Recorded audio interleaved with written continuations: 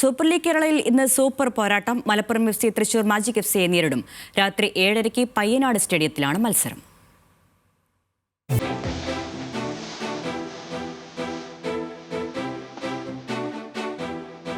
കഴിഞ്ഞ സീസണിൽ മികച്ച തുടക്കം ലഭിച്ചിട്ടും സെമി കാണാതെയാണ് മലപ്പുറം FC പുറത്തായത്.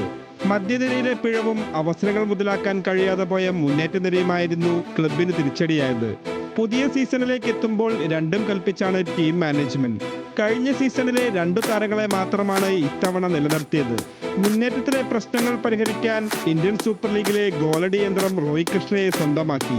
യുവനിരയാണ് മലപ്പുറത്തിന്റെ കരുത്ത്. ടീമിനെ പരിശീലിപ്പിക്കുന്നത് 34-കാരനായ സ്പാനിഷ് പരിശീലകൻ Miguel coral ടൊറേറ.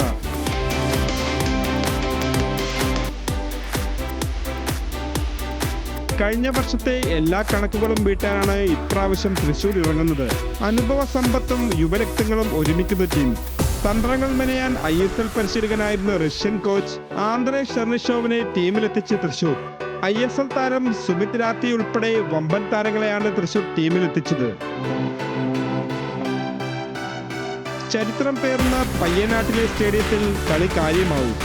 Sports desk news Malayalam.